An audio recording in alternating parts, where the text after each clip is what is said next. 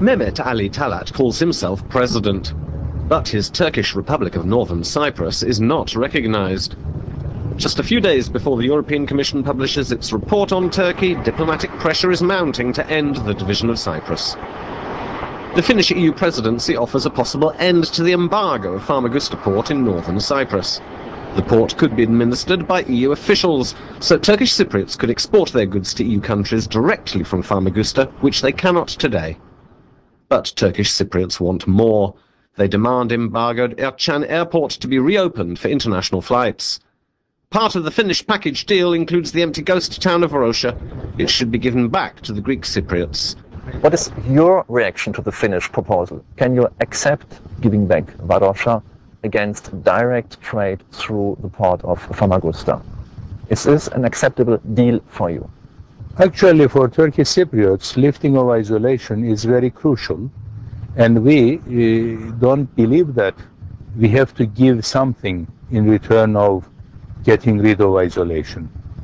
Because the European Council on 26 April 2004, when decided about lifting the economic isolation of Turkish Cypriots, they didn't mention any bargain, any give and take process. But now, in return of only a limited lifting of isolation, which is direct trade, they are asking us to hand over Varosha to United Nations. In case of a comprehensive solution, we are ready to negotiate Varosha, that's right. But in case of lifting isolation and partial lifting of isolation, of course, it is not fair to ask for Varosha. What is your perspective? Can the Greek Cypriot refugees go back to their homes? Refugees, you said refugees, but I mean, after 30 and so years, most of them are rehabilitated. And they are not anymore refugees, but you are right, they are dislocated people, actually. And some of them, and really a considerable number of them, will find that opportunity. The South is saying they won't accept direct trade through Turkish Cypriot airports. What is your reaction on this? It's a good question. Actually, we are asking inclusion of direct flights from our airports and exclusion of Varosha. Direct flights, financial aid and direct trade regulation of the European Union regulations, the two regulations, they are not related with comprehensive solution, but they are related with lifting the isolation. So for us, actually inclusion of Ercan Airport for direct flights is a very important issue. Is the opening of the northern airports a condition you're putting forward? Mm-hmm.